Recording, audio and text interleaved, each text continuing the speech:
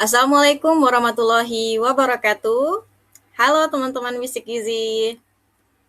Selamat pagi dan selamat datang di Bisik Gizi 26, bincang asik seputar gizi bersama NutriEat Academy. Perkenalkan, aku Regina, yang pada pagi hari ini akan menjadi moderator untuk memandu acara kegiatan Bisik Gizi 26. Sebelum kita mulai, coba nih kita cek dulu energinya teman-teman yang sudah hadir pada pagi hari ini. Yang sudah hadir boleh dong ketik di kolom chat hadir dan sehat. Saya tunggu ya chatnya. Boleh ketik hadir dan sehat.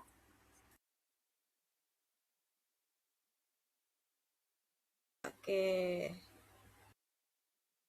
Sudah semangat-semangat ya pada pagi hari ini. Di Sabtu pagi bisa hadir untuk mengambil ilmu terkait dengan kesehatan.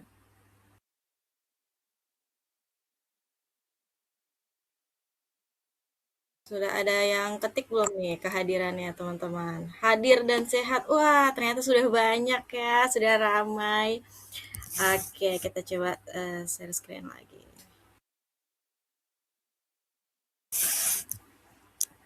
Oke, siapa nih di sini teman-teman yang kalau mendengar kata kolesterol, gitu ya, langsung kepikiran, waduh, berarti nggak boleh makan gorengan lagi nih. Siapa nih yang langsung kepikiran, wah tentang kolesterol kemudian gorengan. Nah, hari ini kita akan bahas nih, apakah anggapan-anggapan seperti itu memang benar? Atau jangan-jangan selama ini kita cuma ngikutin mitos yang beredar? Gitu ya. Jadi pastikan teman-teman stay sampai akhir, karena nanti kita juga punya sesi diskusi dan juga tanya jawab langsung bersama ahlinya, yaitu Kanovi Ayu Rusmayanti, AMD Gizi. Yang kami hormati narasumber kita pada pagi hari ini, Kanovi Ayu Rusmayanti, AMD Gizi, seorang praktisi gizi di Puskesmas, dan tentunya teman-teman peserta Bisik Gizi 26 yang sudah meluangkan waktu untuk hadir pada pagi hari ini. Alhamdulillah kita bisa bertemu kembali di kegiatan Bisik Gizi, bincang asik seputar gizi, sebuah webinar yang membahas isu-isu terkini seputar gizi dan juga kesehatan. Kesempatan kali ini kita akan ngobrol tentang topik kolesterol tinggi, kenali mitos dan juga fakta seputar pola makan. Oke, sebelum kita masuk ke momen inti kita, pembahasan terkait materi, kita kenalan dulu nih teman-teman dengan NutriEat Academy. Nah, NutriEat Academy itu adalah lembaga pelatihan yang dirancang untuk membantu memahami dan menerapkan ilmu gizi, kesehatan, dan juga pangan. Kita punya berbagai program di NutriEat Academy, yaitu ada self-paced learning atau program belajar secara mandiri, yang teman-teman bisa akses di nutrieat.id, website kita. Kemudian kita juga punya kelas Garda Bumil atau persiapan ibu hamil. Kemudian webinar Bisik Gizi yang saat ini teman-teman hadiri, yang saat ini sudah sampai series ke-26 dan nanti akan terus berlanjut. Kemudian kita juga punya corporate program. Ya. Mungkin teman-teman di sini ada yang juga pernah join bootcamp kita, yaitu kita punya bootcamp pengawas gizi SPPG yang saat ini sudah sampai batch 2 dan kegiatan tersebut free. Ya, jadi silahkan ikuti terus Instagramnya NutriEat. Kemudian kita punya in-house training untuk corporate atau perusahaan yang membutuhkan training kesehatan. Selain itu kita juga punya kegiatan wellness program, yaitu olahraga bersama gitu ya, untuk program di corporate. Pada kali ini kita akan bahas kolesterol tinggi, kenal mitos, dan juga fakta seputar pola makan. Kita akan ada pembukaan dan juga dokumentasi, jadi silahkan teman-teman yang cantik dan rapi untuk di sesi dokumentasi after ini. Dan nanti juga ada pretest gitu ya, jadi pretest ini nggak ada nilainya ya, jadi silahkan diisi saja gitu untuk mengetahui pengetahuan teman-teman. Kemudian nanti ada penyampaian materi, kemudian diskusi dan tanya jawab. Jadi silahkan catat pertanyaannya dan silahkan tanyakan di sesi akhir. Dan presensi dan juga kita akan ada penutupan. Oke, teman-teman yang hadir di sini pastikan sudah bergabung ya di grup kita, karena nantinya kita akan ada materi Bisik Gizi selanjutnya yang tentunya akan menarik.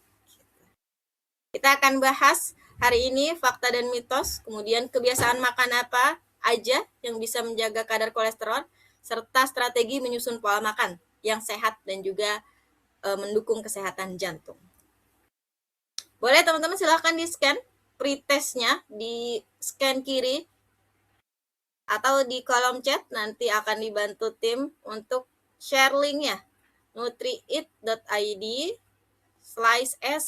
/pre-post-test bisik gizi 26. Kita tunggu sejenak ya teman-teman untuk isi pretest, boleh. Ini bukan ujian sekolah ya teman-teman, jadi silakan diisi saja pretestnya untuk melihat sejauh mana teman-teman pemahamannya untuk mengikuti materi hari ini. Pastikan mengisi ya.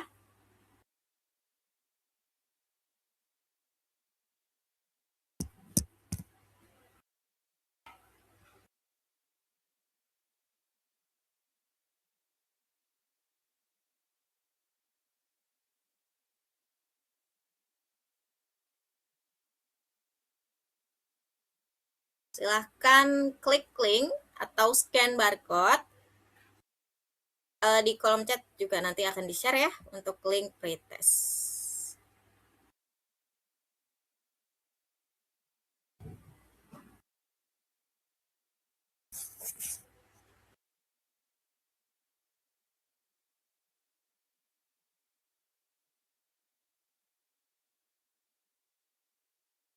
Oke, sambil mengerjakan pretest nanti teman-teman silahkan unduh sertifikat after kegiatan.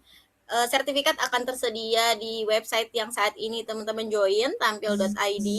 Nanti login aja kembali, kemudian nanti klik tombol sertifikat saya. Gitu, nanti teman-teman bisa langsung mendapatkan sertifikat kehadiran kegiatan pada pagi hari ini. Materinya bisa diakses di link berikut, nanti kita akan share di sini. Mungkin bisa diakses after ini. Kemudian ini untuk bisik gizi selanjutnya, teman-teman silahkan join juga ya. Untuk bisik gizi selanjutnya, kita akan bahas gizi terkait dengan runners. Oke, jangan lupa follow Instagram, YouTube, LinkedIn, dan website Nutrieat Academy. Dan silahkan teman-teman bersiap-siap untuk nyalakan kameranya sebelum kita lanjut ke sesi berikutnya. Kita akan dokumentasi terlebih dahulu ya. Boleh dinyalakan kameranya, kita hitung ya. Nanti. Kak Sabita nanti boleh dibantu untuk foto ya.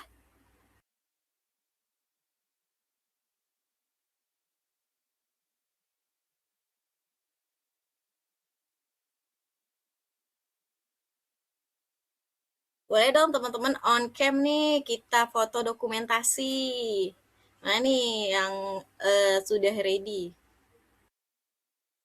Oh, di sini ada yang bertanya, Kak, ada webinar atau bootcamp ibu hamil nggak, Kak? Ada, kita pernah adakan, yaitu Garda Bumil, Kak Windy. Jadi nanti silahkan ikuti terus ya, nutrieat.id atau Nutrieat Instagramnya Nutrieat. Nanti kita akan umumkan di sana semua kegiatannya Nutrieat. Nanti ada ya, untuk kelas ibu hamil. Boleh on kamera, teman-teman, kita dokumentasi terlebih dahulu nih. Kak Novi, apakah sudah hadir? Kak Novi Ayu.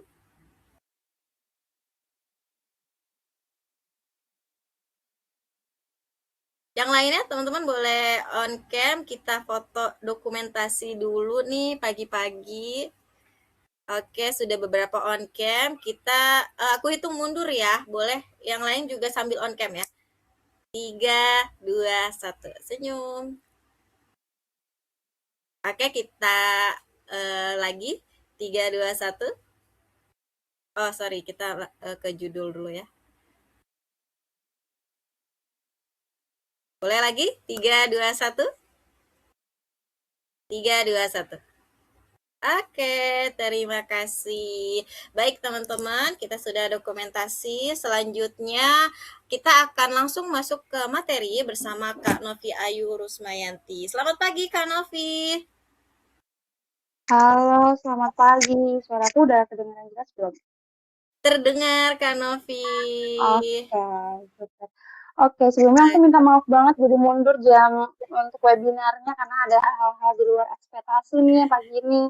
Ya, maaf ya Siap, Kak teman-teman. Novi. Nggak apa-apa banget nih, Kak Novi. Teman-teman kayaknya udah semangat nih mendengarkan materi dari Kak Novi. Mungkin aksesnya aku kasih Mm-mm. ke Kak Novi atau Kak Sabita nih. Kak Novi mau share screen sendiri atau gimana? Eh, Tadi aku bilang sama admin buat share screen Oh, kita soalnya PPT-nya di WA aku yang keblokir. oke, siap. Nanti dibantu share screen. Oke, silakan waktu dan tempat aku persilakan untuk Kak Novi. Oke, thank you.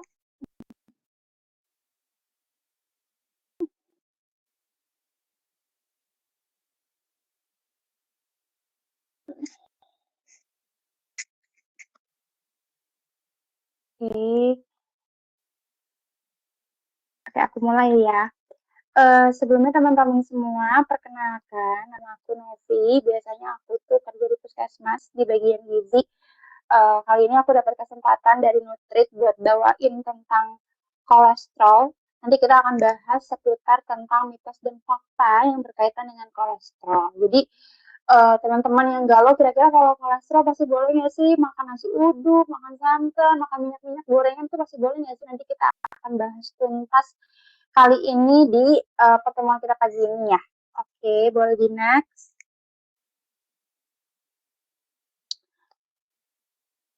Next.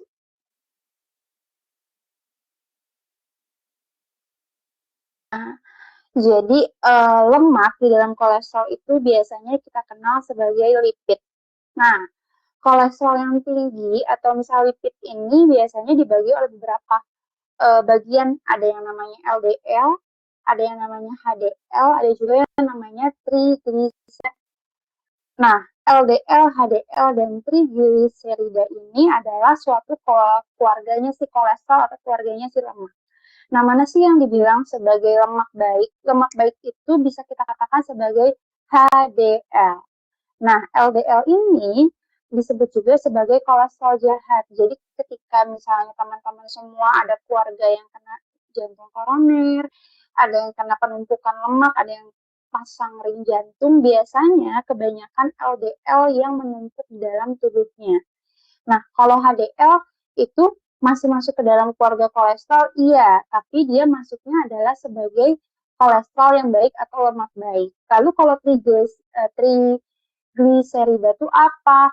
Nah, trigliserida ini juga adalah salah satu kelompok lemak yang jahat. Biasanya kita tahu trigliserida ini dengan pemeriksaan lab yang ada di vaskes, bisa di puskesmas, bisa di rumah sakit. Jadi kalau misalnya teman-teman bertanya kira-kira kolesterol itu bisa kita tahu dari mana sih? Dari pemeriksaan lab kolesterol yang ada di vaskes. Tapi kalau bisa dibagi lagi ada LDL dan HDL, mana yang kita pilih yang HDL karena HDL ini adalah lemak baik gitu ya. Next. Nah, kolesterol makanan uh, dan kolesterol darah. Ada yang bilang setiap makanan berkolesterol pasti langsung naik darah. Kita makan makanan yang berkolesterol kira-kira langsung naikin kolesterol darah, kira-kira mitos atau fakta? Boleh di-unmute. Kira-kira mitos atau fakta kalau kita makan makanan yang kolesterol pasti langsung naikin kolesterol darah? Kira-kira mitos atau fakta?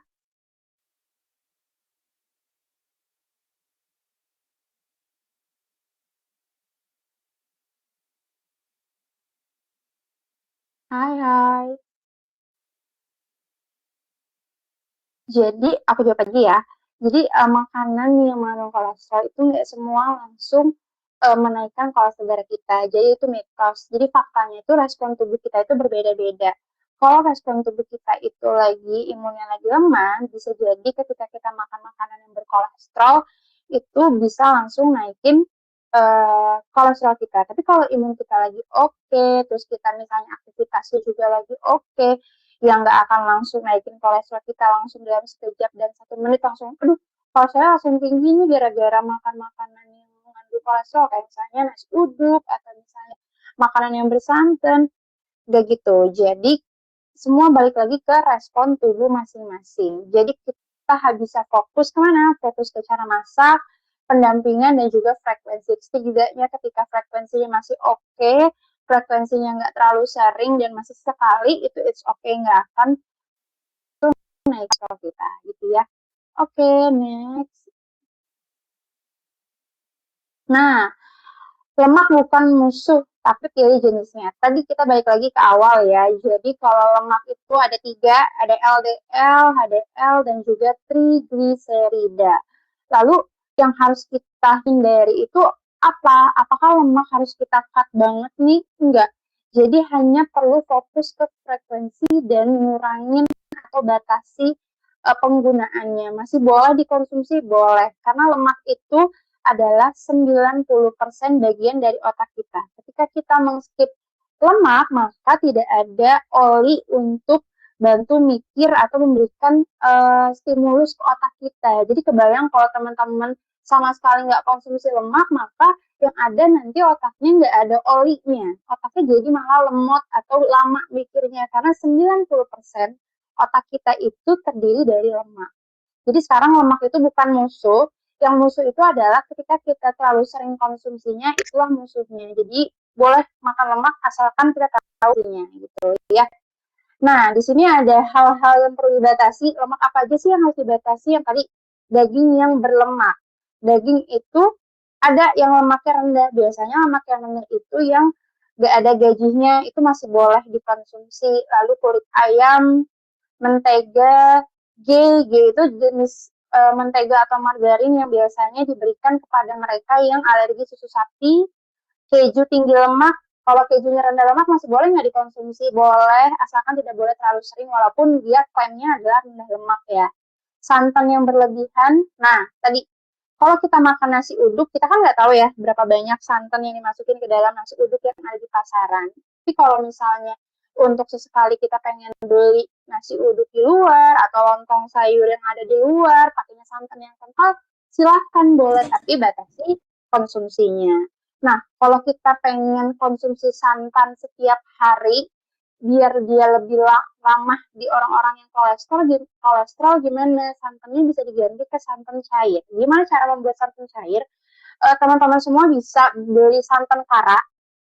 Santan karanya ambil misalnya 20 sampai 30 mili, lalu sebanyak 150 mili itu bisa jadi santan cair. Nah, itu bisa dijadikan sebagai santan yang lebih friendly dan bisa dikonsumsi setiap hari. Artinya santan ini boleh dikonsumsi setiap hari asalkan dia adalah santan cair gitu ya. Terus minyak canola dan minyak sawit. Ini balik lagi ke frekuensinya, bukan sama sekali tidak boleh, tapi batasi aja ya. Terus yang boleh sering dikonsumsi tadi HDL ada di mana tuh? Ada di ikan, di alpukat, kacang, biji-bijian, minyak kedelai, canola, dan zaitun.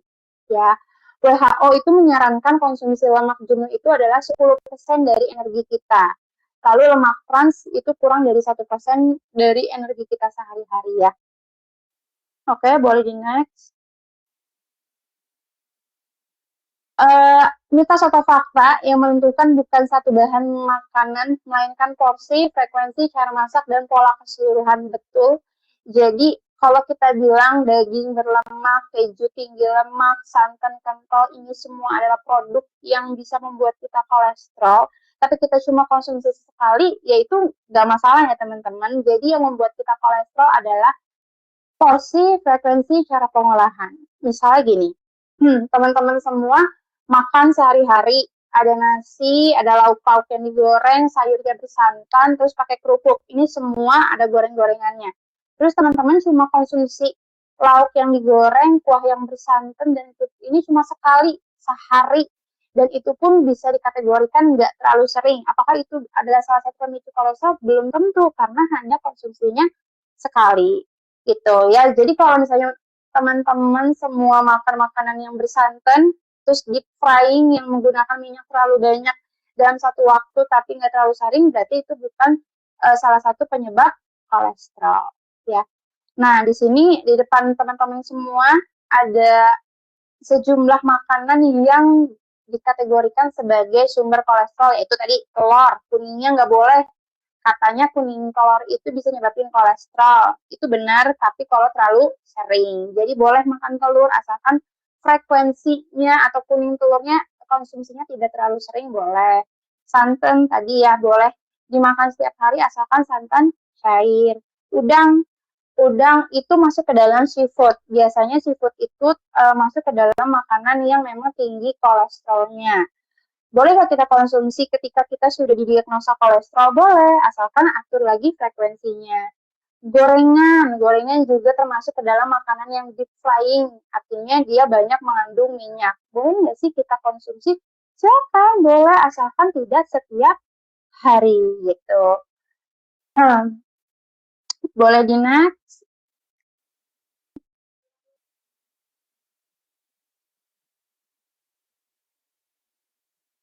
Nah, langkah praktis mengolah kolesterol. Itu kata-katanya udah aku spill di awal, bukan menantang secara total, tapi yang penting adalah konsistensi dan frekuensi dan mengatur atau mix and mix cara pengolahan dan pemilihan bahan makanan.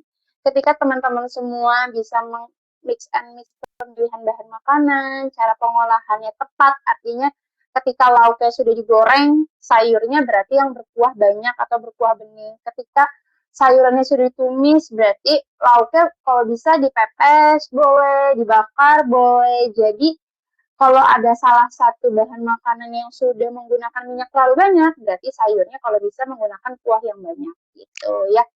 Oke, next.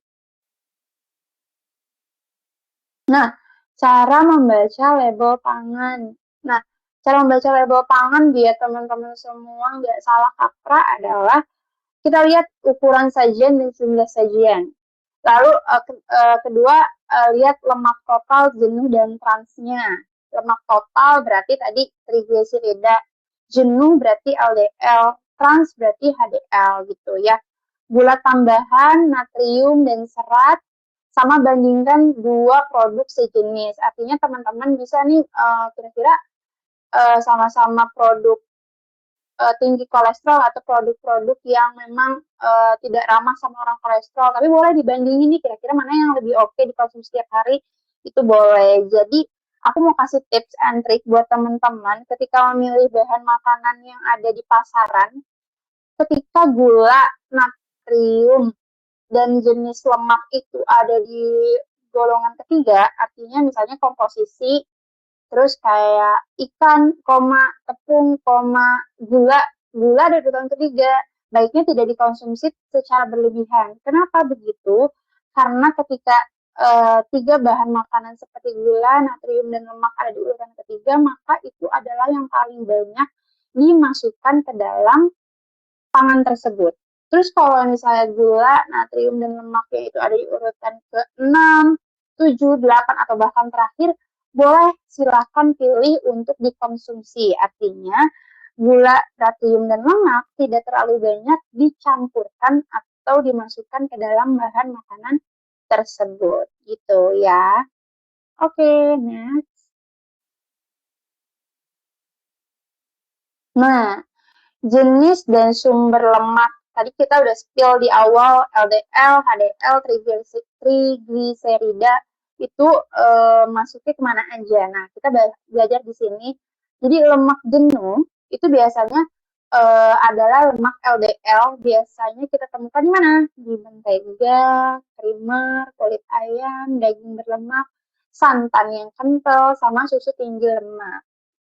Lalu lemak trans industri ini wajib diwaspadai karena biasanya mereka banyak-banyak dikonsumsi atau banyak kita temukan di makanan yang ultra processed food. Apa tuh ultra processed food? Makanan yang terlalu banyak pengolahannya. Nah, makanan ultra processed food ini kan lagi menjadi bintang tamu atau lagi banyak diomongin di pasaran ya. Gara-gara apa? Gara-gara memang terlalu banyak natrium dan lemak jenuh yang dimasukkan ke dalam makanan tersebut, sehingga ketika kita konsumsinya terlalu sering, dikonsumsi berulang, maka memang akan beresiko terhadap kesehatan kita. Nah, ciri makanan ultra processed food itu gimana?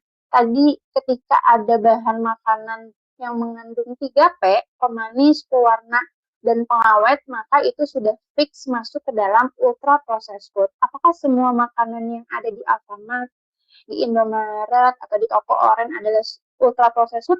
Belum tentu. Jadi teman-teman semua harus geledah lagi kemasannya, harus geledah lagi labelnya.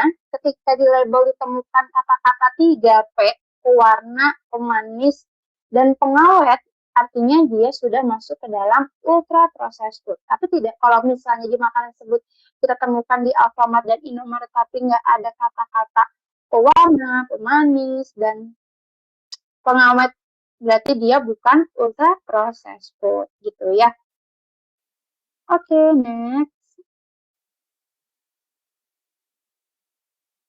Nah, gimana sih caranya kita mau belanja yang tepat untuk kesehatan jantung kita? Artinya tadi teman-teman boleh merencanakan menu apa dulu. Misalnya menunya di rumah kayaknya pengen masak lauknya ini deh, sayurnya ini. Nah, jadi nanti ketika di pasar atau di swalayan atau supermarket, teman-teman nggak asal langsung pilih A, B, C, D yang nggak sesuai dengan planning teman-teman. Jadi teman-teman bisa lebih mengkontrol diri teman-teman biar makanan dan bahan makanan yang teman-teman pilih ini sesuai dengan kondisi teman-teman gitu ya.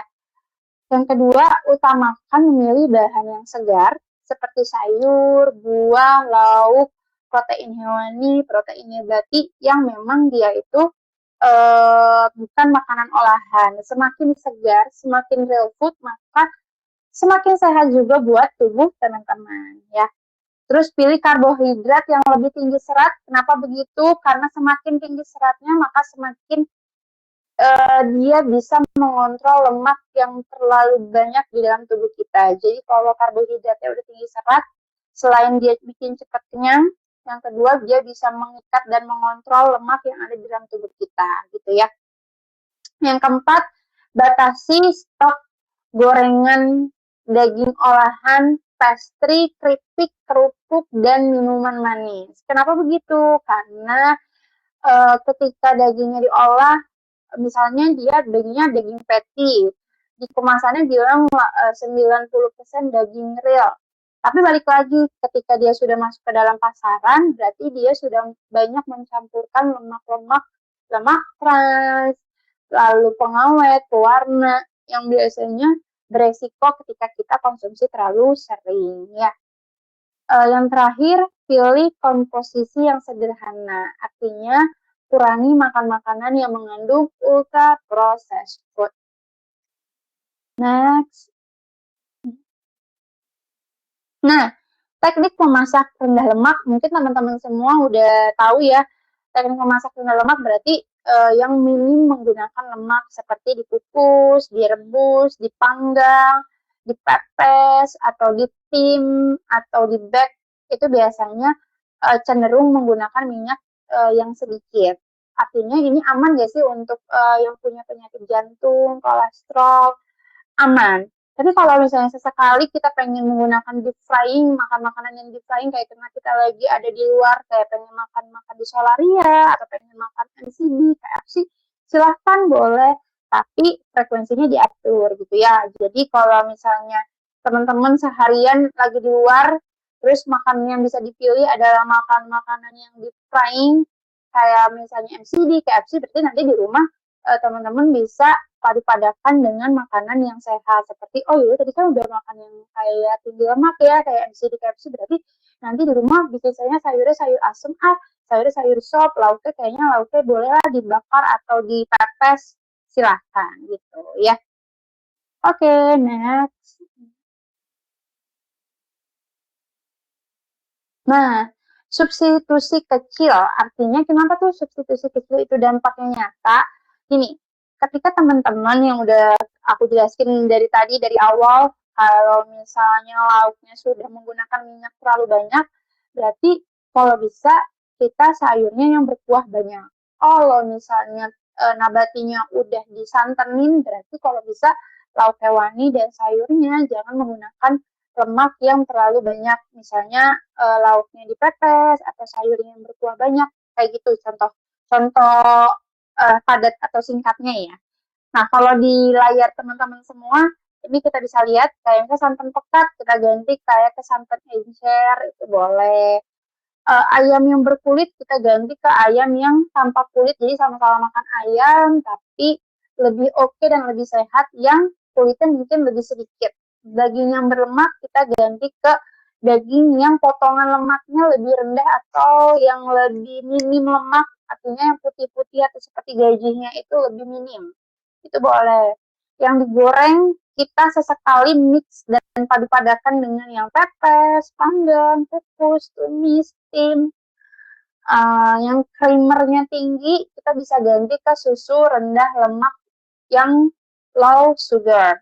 Nah, creamer tinggi lemak ini biasanya kita temuin di mana sih? Biasanya kita temuin di kayak soto Betawi atau misalnya makan makanan seperti spaghetti carbonara, ada yang menggunakan creamer tinggi lemak. Jadi ini bisa nih diganti sama susu-susu yang rendah lemak biar rasanya tetap gurih tapi lebih friendly di pencernaan dan kesehatan teman-teman.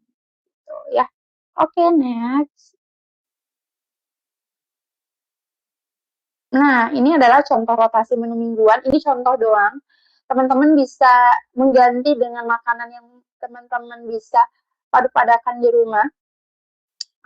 Polanya bisa mengikuti ini atau polanya bisa di mix and match, artinya yang penting tadi balik lagi ke frekuensi. Nah, di sini Senin Selasa contohnya misalnya ikannya dipepes atau dipanggang, sayurnya bening dicampur sama buah. Nah, ikan pepes atau panggang ini kan sudah minim minyak ya.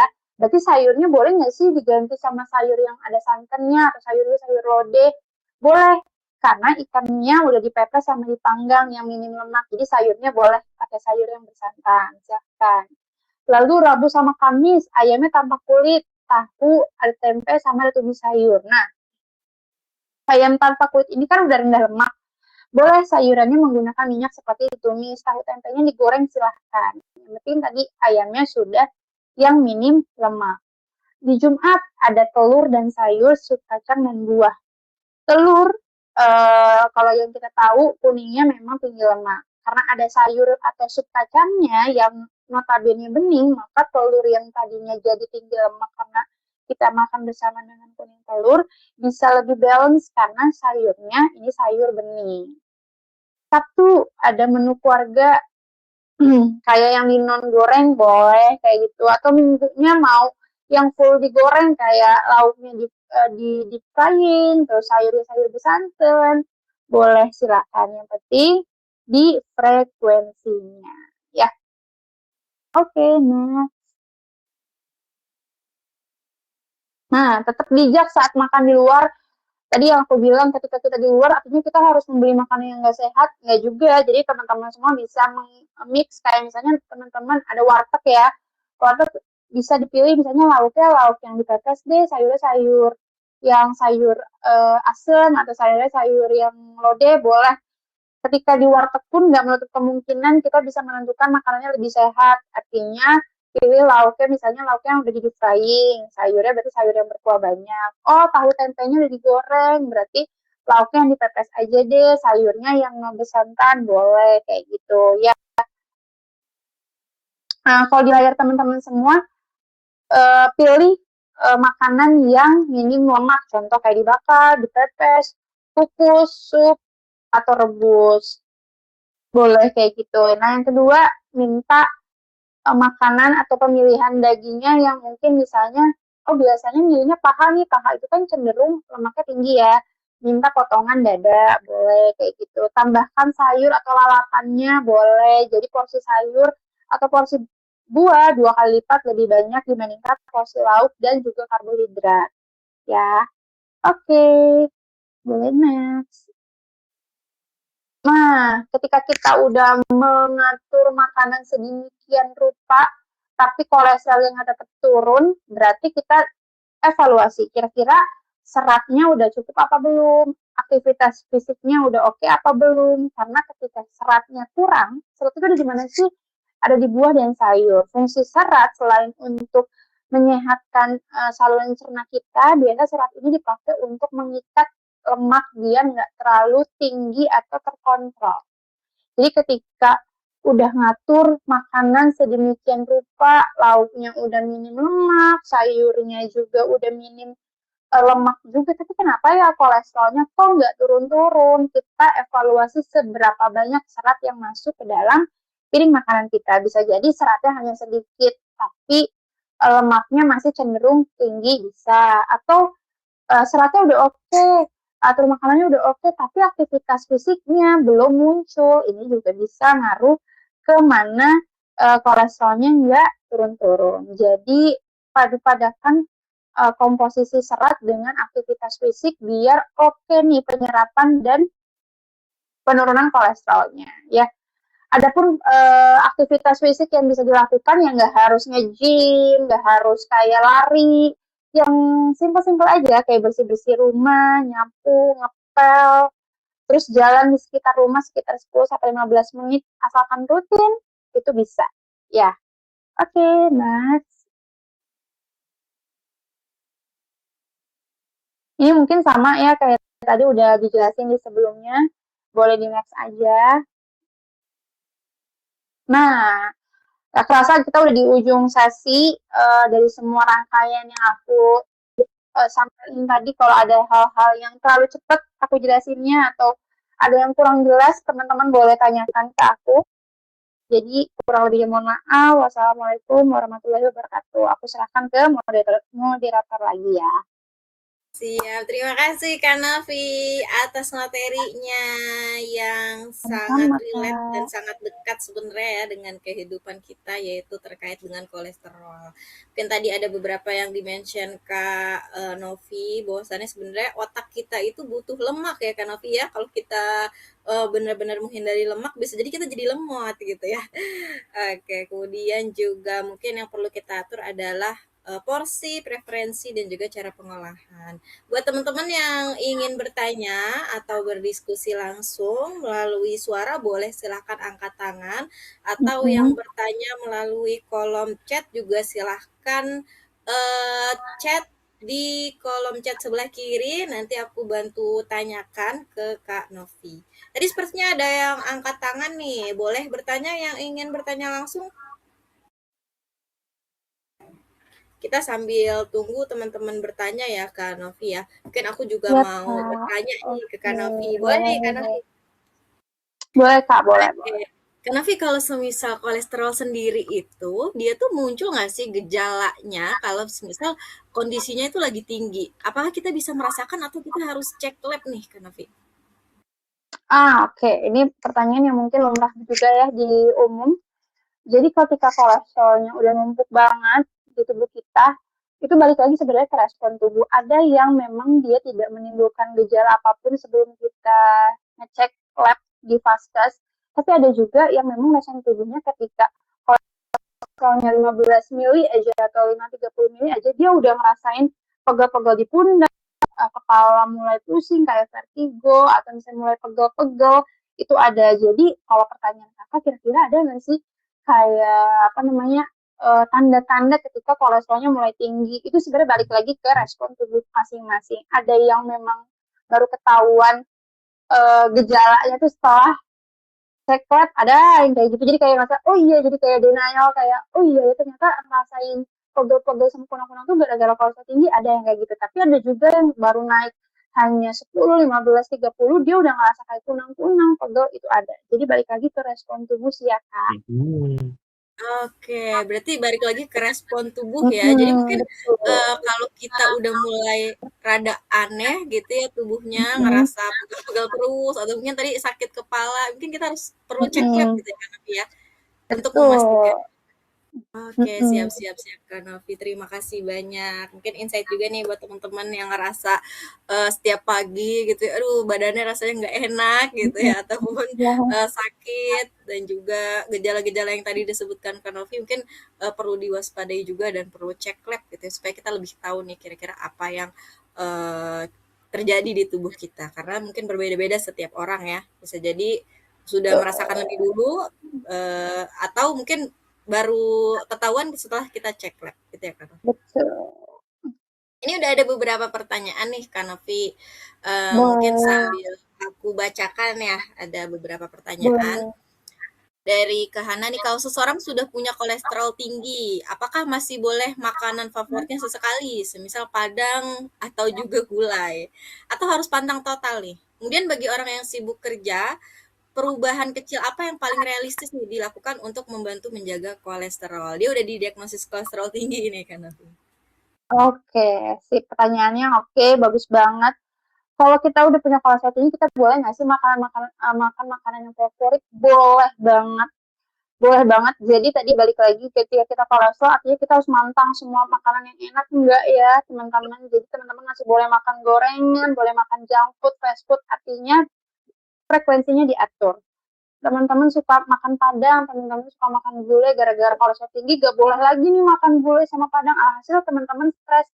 Bisa jadi yang bikin tinggi kolesterolnya bukan makanannya, tapi karena stresnya bisa kayak gitu. Jadi penyakit degeneratif kayak diabetes, kolesterol, hipertensi, kebanyakan orang-orang itu udah mantang makanannya, tapi penyakit itu nggak hilang-hilang gara-gara mereka itu terlalu fokus ke makanan yang dipantang, tapi mereka stres dan nggak happy. Alhasil makanannya itu terus jadi kepikiran, jadi gimana? Itu yang ngebuat mereka jadinya nggak turun-turun dan nggak hilang-hilang penyakitnya. Jadi buat kahanan tadi kahana ya, boleh nggak sih makan padang sama gulai? Boleh makan kak, yang penting frekuensinya diatur. Lalu gimana sih tips kecil untuk seorang pekerja biar menjaga biar kolesterolnya itu gak gampang naik? Tadi ketika kahana cenderung kerjanya kebanyakan stuck atau duduk di depan laptop, per kayak 1 jam sekali Kahana boleh naik turun tangga, usahain kalau misalnya ada tangga atau ada lift, pilih naik tangga. Jadi ada aktivitas kecil lah ya yang bisa dilakukan di kantor, atau misalnya ada stretching ringan. Kalau misalnya malu stretching ringan di depan meja, boleh stretching ringan misalnya di kamar mandi atau apa, gerak-gerak kecil minimal 10-15 menit konsisten aja setiap hari, itu bisa membantu biar mengontrol kolesterol kita. Atau biasanya cenderung Kahana ini beli makanan di luar. Nah, karena Kahana udah nonton webinar kita kali ini, jadi Kahana lebih bisa nih memilih makanan mana yang biasa dipadu-padankan. Oh, tadi lauknya udah bersantan ya, berarti kita beli sayur beningnya di warteg lebih banyak 2 kali lipat dari lauknya, itu bisa. Oh ya. Oke, terima kasih Kak Novi. Semoga sudah menjawab ya Kak Hana ya dengan pertanyaannya Kak Hana. Oke, ada pertanyaan lanjut ya Kak Novi, aku bacain dari Kak Fitri. Kak, gimana nih pendapat Kakak terkait penggunaan air fryer sebagai usaha untuk mengurangi kolesterol? Apakah berpengaruh nih Kak Novi? Oke, penggunaan air fryer memang sedikit berpengaruh ya, sedikit berpengaruh untuk menjaga kolesterol karena memang dia meminimalisir penggunaan minyak, mentega, atau bahkan penggunaan lemak-lemak jenuh yang biasa kita pakai untuk menggoreng, ngebakar. Jadi dia lebih udah garing, udah renyah dengan bantuan alat. Tapi memang efek air fryer tadi sendiri, ketika kita terlalu sering menggunakan air fryer, malah memang beresiko terkait dengan penyakit karsinogenik. Apa tuh karsinogenik?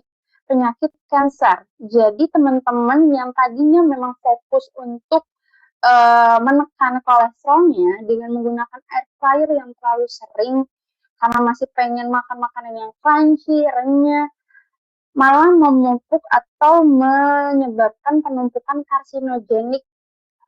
Sel-sel kanker tuh akan lebih mudah muncul karena terlalu sering menggunakan air fryer. Jadi air fryer oke nggak sih untuk mengurangi kolesterol?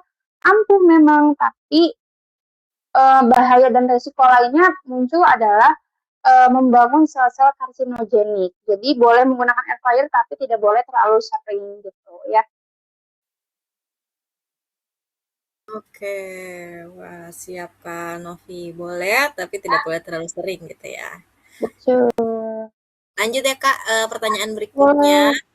Maaf Kak, boleh diulang nggak nih Kak, cara penggunaan santan agar tidak tinggi lemak Kak Novi? Dan gimana cara menyusun menu yang tepat agar tetap bisa menggunakan minyak atau sumber minyak lainnya? Boleh Kak? Oke. Pertanyaannya Kak Bakis boleh. Penggunaan atau gimana sih cara menggunakan santan cair? Kalau teman-teman semua termasuk yang misalnya sibuk di rumah, nggak mungkin beli santan di pasar yang harus diparut dulu atau pakai santan yang parutan di pasar itu sebenarnya lebih oke dibandingkan santan yang ada di pasaran seperti santan kara, santan sasa. Kenapa begitu? Karena santan sasa memang jauh lebih tinggi lemak jenuhnya. Dia biasanya dipakai untuk sebagai terapi dalam meningkatkan berat badan tuh sebenarnya lebih oke tuh santan kara, santan sasa, atau santan di pasaran karena cenderung lebih tinggi lemak jenuh. Nah, gimana caranya lemak jenuh yang ada di santan kara dan santan sasa ini bisa lebih oke dan lebih gentle, friendly untuk dikonsumsi setiap hari? Cara buatnya gini, teman-teman bisa ambil 15 sampai 20 ml santan kara, masukin ke dalam gelas, terus cairin sebanyak 150 sampai 200 ml air. Lalu aduk. Nah, itu bisa dimasukin ke dalam olahan seperti soto, atau soto ayam, soto daging, nasi uduk, atau misalnya teman-teman mau bikin makan-makanan yang bersambung seperti kolak, itu boleh. Dia jauh lebih friendly, tapi ada rasa gurih-gurihnya. Ya, begitu. Oke, jadi campurkan dengan air yang cukup lumayan banyak ya, mungkin ya Kak Betul. Balkis ya, dari saran dari Kak Novi. Oke, pertanyaan selanjutnya nih ada satu lagi dari Kak Windy. Izin ya Kak, saya mahasiswa kebidanan mau bertanya nih, apakah ibu hamil dengan trimester 2 yang gejalanya hampir sama dengan gejala kolesterol yaitu pegal? Nah, ada gejala yang bisa kita bedain nggak dengan antara perubahan fisiologisnya ibu hamil sama gejala kolesterolnya nih Kak Novi? Oke, sip.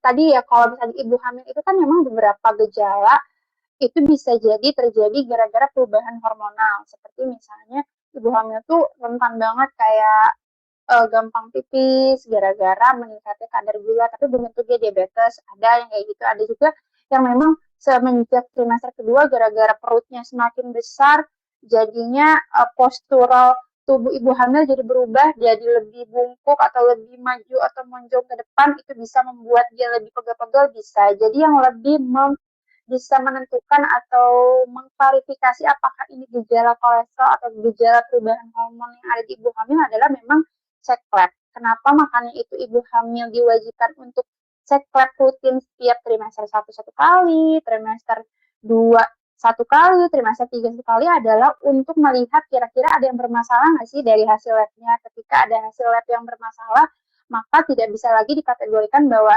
keluhan yang muncul akibat hormonal gitu. Jadi yang paling oke membedakan antara fisiologis dan kolesterol adalah cek lab karena memang beda-beda tipis nih perubahan hormon atau gara-gara kolesterol. Ya. Oke, jadi wajib dengan bukti cek lab ya, Kak Betul. Novi. Seperti itu Kak Windy. Oke, ini ada juga dari yang angkat tangan nih Kak Ahmad Bayu. Kak Ahmad Bayu apakah mau bertanya langsung nih? Oke, terima kasih Regia. Sebelumnya bisa off on cam nggak ini? Nggak bisa ini kalau di Bayu.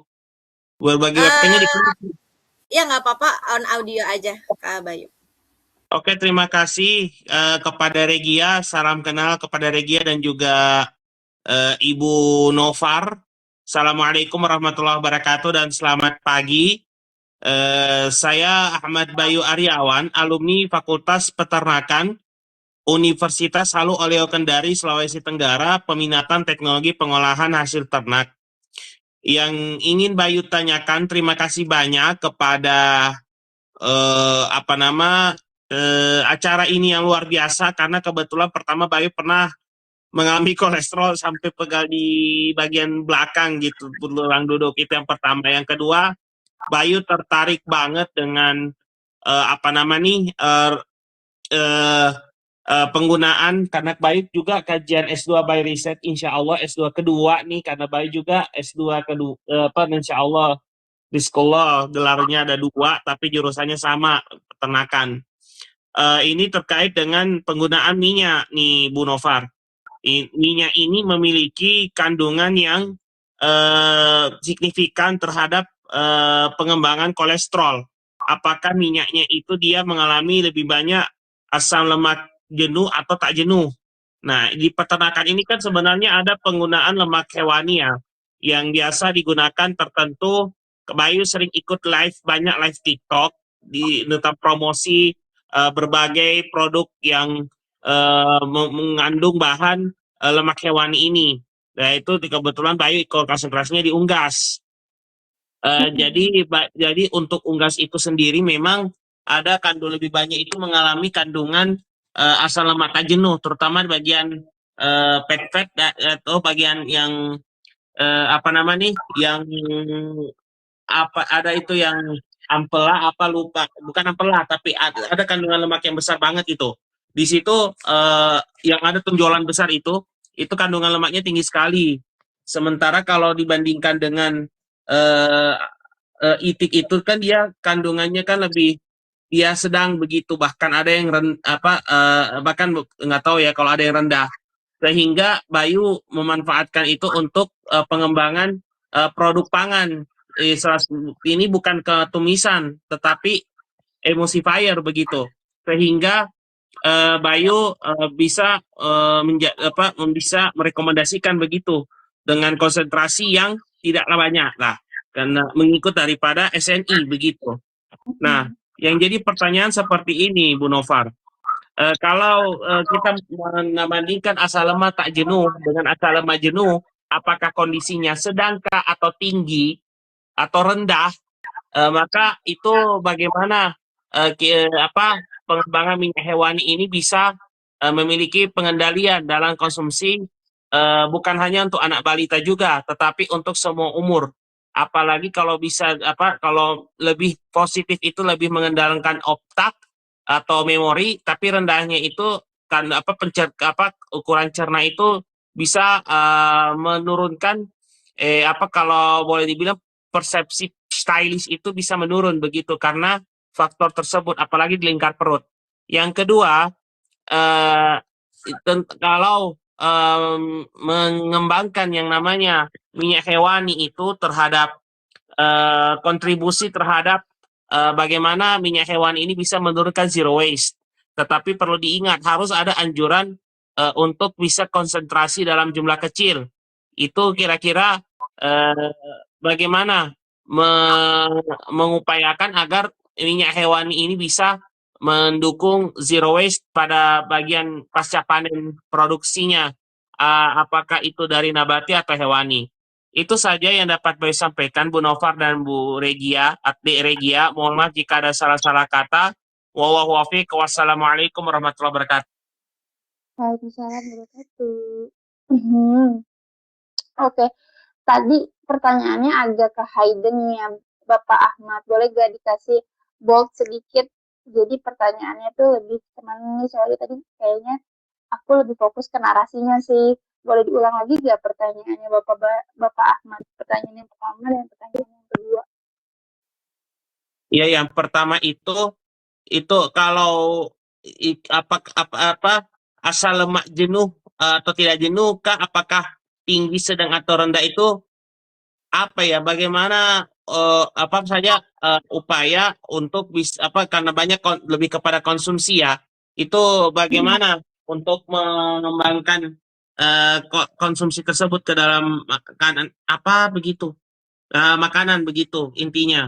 Itu yang pertama. Yang kedua itu bagaimana mengembangkan minyak hewani ini bisa memenuhi zero waste pada pasca panennya begitu. Oke. Kalau untuk yang makanan pertama, gimana caranya lemak tak jenuh yang sedang tinggi ini bisa lebih oke dan lebih ramah cerna sama orang-orang kolesterol, itu balik lagi tadi sih ke frekuensi ya Bapak Ahmad. Jadi kita tahu dan kita pelajari bahwa lemak tidak jenuh itu kan biasanya memang lebih beresiko terhadap orang-orang yang punya kolesterol, apalagi orang-orang yang udah punya kolesterol terus status gizinya agak lebih overweight atau obesitas, biasanya kita batasi penggunaan lingkar perutnya lemak tak jenuhnya ya. Nah, terus gimana sih biar kita lebih aware penggunaan lemak jenuh, baik itu sedang, tinggi, atau kita misalnya lemak jenuh tak jenuhnya ini rendah sekalipun walaupun lemak tak jenuhnya ini rendah, ketika dia dikonsumsi berulang, baik itu frekuensi dan penggunaannya relatif berulang terus, maka itu akan beresiko nggak sih untuk tubuh kita? Pasti. Jadi kalau pertanyaannya gimana sih biar aman nih lemak tak jenuh ini, baik rendah, aman, atau sedang dikonsumsi setiap hari, adalah kita yang mengatur berapa banyak konsumsi di dalam piring makanan kita. Semakin sering disubstitusi, maka semakin dia berbahaya dan beresiko juga untuk tubuh si yang mengonsumsinya. Begitu untuk lemak yang tak jenuh tadi ya, karena memang lemak tak jenuh ini beresiko dikonsumsi terlalu sering untuk penyandang kolesterol ataupun obesitas, dan yang normal pun juga sama.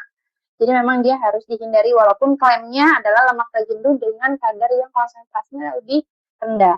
Tapi kalau untuk pertanyaan kedua, mohon maaf, kayaknya itu di luar ranah aku. Aku masih belum tahu bagaimana cara menjawabnya untuk pertanyaan yang kedua. Ya, begitu Bapak Ahmad. Ya, oke, terima kasih Bu Noto dan Novar.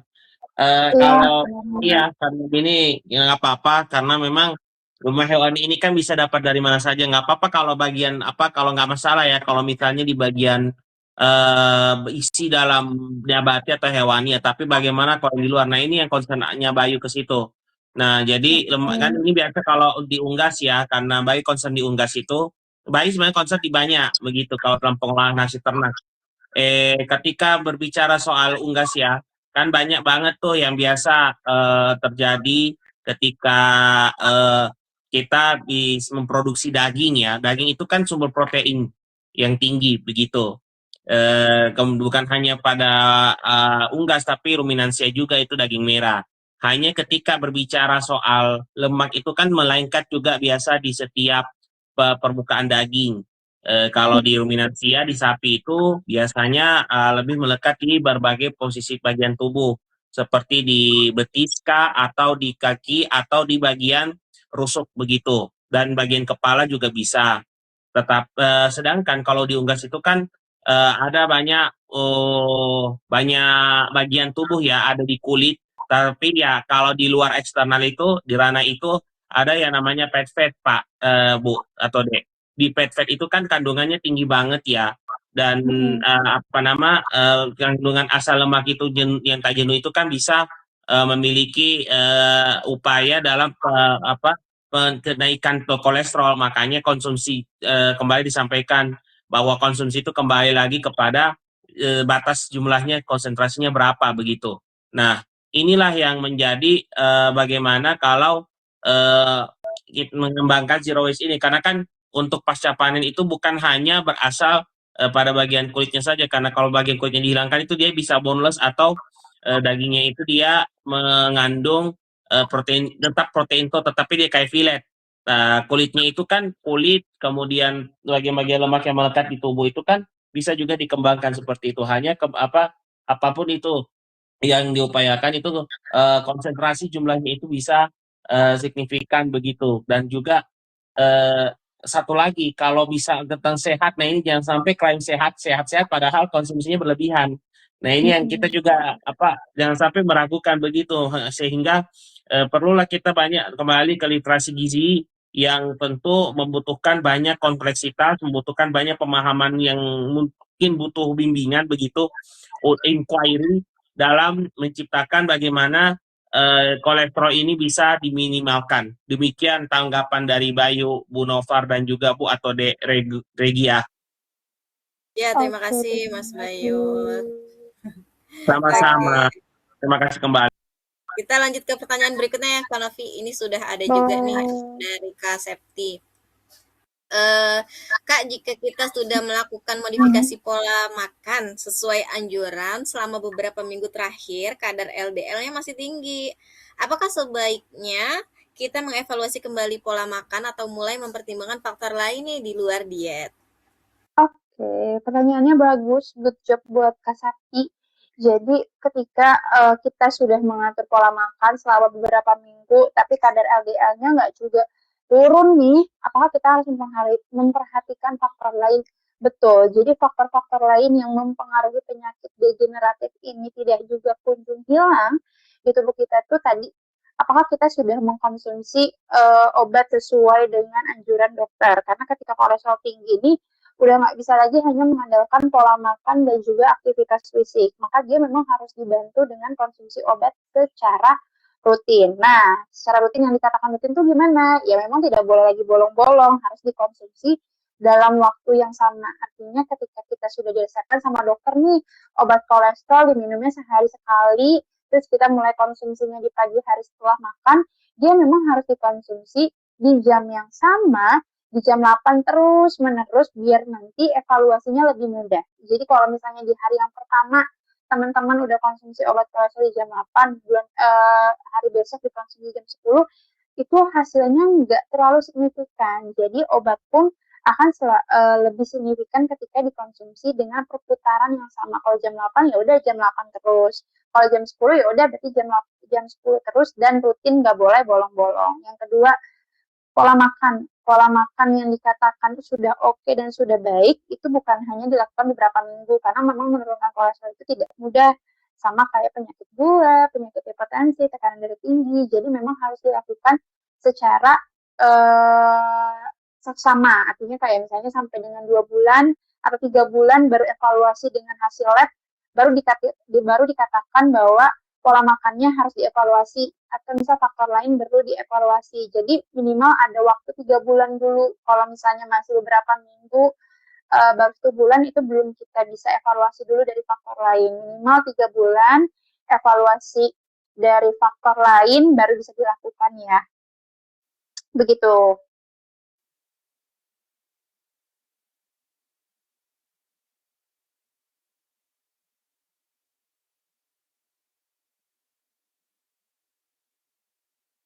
Oke, teman-teman. Ada yang mau masih bertanya? Sepertinya sudah cukup ya, Kak Novi, pertanyaannya tadi sebagai pertanyaan terakhir dari webinar kita pada pagi hari ini. Terima kasih untuk teman-teman yang sudah aktif bertanya dan juga tentunya untuk narasumber kita, Kak Novi Ayu. Terima kasih banyak. Mungkin sebelum kita tutup, Kak Novi silahkan boleh closing statement nih, Kak Novi, terkait dengan pembahasan kita pada pagi hari ini terkait dengan kolesterol. Silahkan, Kak Novi. Oke, jadi closing statement dari aku kali ini adalah teman-teman semua yang udah didiagnosa kolesterol ataupun yang belum, itu gak usah terlalu fokus sama lemak yang dimakan. Jadi fokus dan mulai evaluasinya itu dari frekuensi, terus substitusi pola makan enak tetap boleh, makan berlemak tetap boleh, bukan menghilangkan sama sekali, tapi lebih membatasi frekuensi dan konsumsinya, gitu ya. Jadi teman-teman tetap boleh makan enak, gorengan boleh, hajar terus, nasi uduk juga boleh, asalkan frekuensinya masih oke, barengin sama serat yang tinggi dan juga aktivitas fisik tentunya ya. Oke, terima kasih banyak Kak Novi. Sebelum kita tutup, teman-teman boleh silahkan isi kembali presensi dan post-test kegiatan kita pada siang hari ini. Boleh silahkan di-scan dan juga atau di kolom chat nanti akan dibantu share juga oleh tim. Boleh kita isi ya 1 menit aja untuk isi presensi dan post-test. Boleh kita tunggu ya teman-teman untuk isi presensi dan juga post-test kegiatan webinar pada pagi hari ini. Silahkan.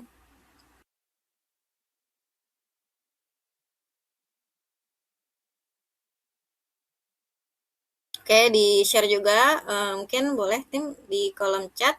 Teman-teman silahkan juga unduh sertifikat, kami sampaikan kembali, silahkan login kembali nanti di tampil.id, nanti bagian kanan atas website, klik tombol sertifikat saya, nanti teman-teman bisa mengunduh sertifikat setelah mengisi kuesioner.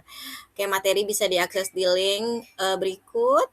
Dan juga jangan lewatkan Bisik Gizi selanjutnya, yaitu Bisik Gizi 27 di tanggal 29 Agustus atau Sabtu minggu depan. Nanti kita akan bahas Road to Race Nutrition Strategy for Runners. Terima kasih, kita sudah sampai di ujung acara. Saya Regina sebagai moderator pamit undur diri. Kurang lebihnya mohon maaf. Assalamualaikum warahmatullahi wabarakatuh. Selamat siang semuanya teman-teman Bisik Gizi. Terima kasih Kak Terima Novi. kasih banyak Lydia. Terima kasih Denovar. Terima kasih semuanya. Salam cinta dari ujung kandang Jaya Gizi Pangan Indonesia. Sidah.